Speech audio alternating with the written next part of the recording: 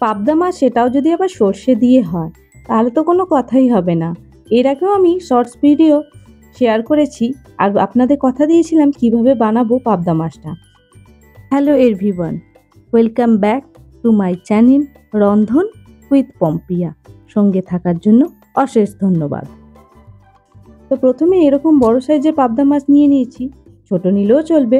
সেটাকে নুন আর হলুদ দিয়ে ভালো করে মাখিয়ে নিতে হবে। আমি এখানে নুন আর হলুদ ভালো করে মাখিয়ে নিয়ে 5 থেকে 7 মিনিটের মতন চাপা দিয়ে রেখে দেব। মাছকে যতই ভালো করে নুন হলুদ মাখানো যায় তবে এর স্বাদ ভালো আসবে। যেহেতু নুনটা অনেকক্ষণ মাখানো থাকলে মাছের ভেতরে নুনের স্বাদটা ঢুকবে। এইভাবে পুরো মাছটা মাখিয়ে নিচ্ছি।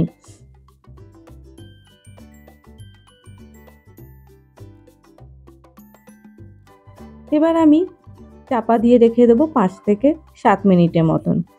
কড়াইতে সর্ষের তেল দিয়েছি, রান্নাটা আমি সর্ষের তেলেই করব। তেলটা গরম হয়ে যেতে কড়ার চারপাশে একবার লাগিয়ে নেব, তারপরে মাছটাকে ভেজে নেব। আর মাছের সাইজটা আমার যেহেতু একটু বড় হয়ে গেছে তাই আমাকে এপিট ওপিট করে আর আপ ডাউন করে একটু ভেজে নিতে হবে। আপনারা সেক্ষেত্রে কিন্তু ফ্রাইং প্যানে মাছটা ভেজে নেওয়াই ভালো, বড় মাছ থাকলে। আমার এখানে বাসনটা চুজ করা ভুল হয়ে গেছে। তো এইভাবে মাছটাকে ভেজে নেব। আর পাবদা মাছ ভাজতে গেলে কিন্তু প্রচুর ফাটে, সেই জন্য খুব সাবধানে কিন্তু আপনারা মাছটা ভাজবেন।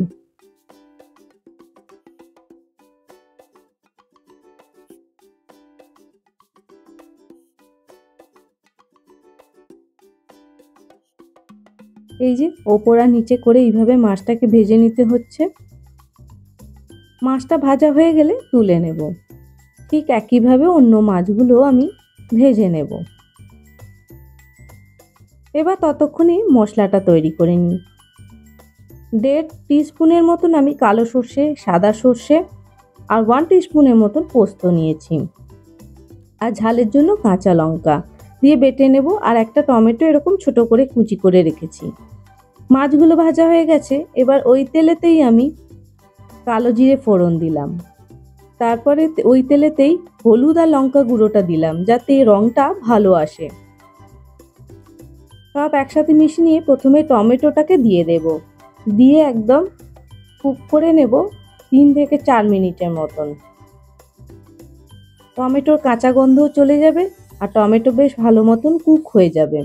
তারপরে বেটে রাখা সর্ষে পোস্ত দিয়ে দেব। আর অল্প যেটুকু বাটিতে লেগে আছে তাতে জল দিয়ে সেটাও মশলার মধ্যে দিয়ে দেব। দিয়ে ভালো করে কুক করে নিতে হবে যতক্ষণ না মশলা থেকে তেল বেরিয়ে আসছে।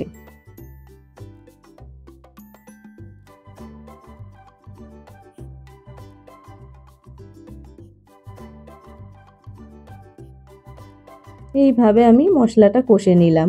দেখুন মশলার ওপর থেকে তেল বেরিয়ে আসছে। এবার আমি এর মধ্যে নুনও দিয়ে দিলাম।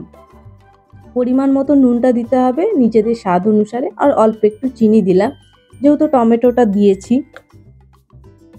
দিয়ে সব একসাথে মিশিয়ে নিয়ে পরিমাণ মতন জল দেব, যে গ্রেভি যতটা রাখবো সেই অনুযায়ী। এবার জল যখন ফুটতে থাকবে তখন ভেজে রাখা মাছটা দিয়ে দেব। জল আমার ফুটতে শুরু করেছে, এবার মাছগুলোকে একে একে দিয়ে দেব।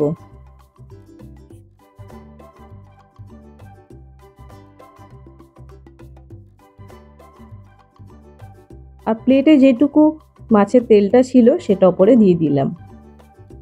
এবার উপর থেকে ধনেপাতা কুচি আর ঝালের জন্য একটু কাঁচা লঙ্কা চিড়ে দিয়ে দিলাম। দিয়ে এবার চাপা দিয়ে রেখে দেব 2 থেকে 3 মিনিটের মতন। তো বন্ধুরা, আজকের ভিডিও কেমন লেগেছে? ভালো লাগলে লাইক শেয়ার করতে ভুলবেন না। আর আমার চ্যানেলে নতুন সদস্য হলে অবশ্যই চ্যানেলটিকে সাবস্ক্রাইব করবে, সাথে বেল আইকন ক্লিক করবে। তাহলে যখনই আমি কোনো ভিডিও আপলোড করব নোটিফিকেশন তোমাদের কাছে সবার আগে পৌঁছে যাবে। এবার ঝোলটাকে এইভাবে একটু নাড়িয়ে নিলাম যাতে পুরো মাছের মধ্যে লেগে থাকে আর মাছটার ভেতরেও ঢুকে থাকে। এইভাবে আরও 1 মিনিট কুক করে চাপা দিয়ে রেখে দিলাম। এবার গরম ভাতের সাথে পরিবেশন করে দিলেই দুর্দান্ত লাগে। আর এই সর্ষে দিয়ে পাবদা মাছের সাথে আর অন্য কিছু না, সবজি না হলেও চলে যাবে। তো বন্ধুরা দেখলে কত সহজেই এটা তৈরি করা যায়। অবশ্যই বাড়িতে বানিয়ে সকলের সঙ্গে রেসিপিটা উপভোগ করবে। এবার আমি এটাকে পরিবেশন তো করে দিচ্ছি এবং গরম ভাতের সাথে আমাদের আজকে লাঞ্চটা তো হয়েই যাবে। আর তোমাদের দেখে নাও, তাড়াতাড়ি করে ফেলো আর ঝটপট আমাকে লাইক শেয়ার করো আর বন্ধু বান্ধবদের সঙ্গে অনেক অনেক শেয়ার করো। তাহলে দেখলে কত সহজে আমি এটা তৈরি করে ফেলছি। আর আমার চ্যানেলে অন্যান্য রেসিপি দেখতেও চ্যানেলটিকে ভিজিট করো। তাহলে আজকে রাখছি এই পর্যন্ত, পরবর্তীকালে আবার কোনো নতুন রান্না তোমাদের সঙ্গে শেয়ার করব। ততক্ষণের জন্য বিদায় নিলাম।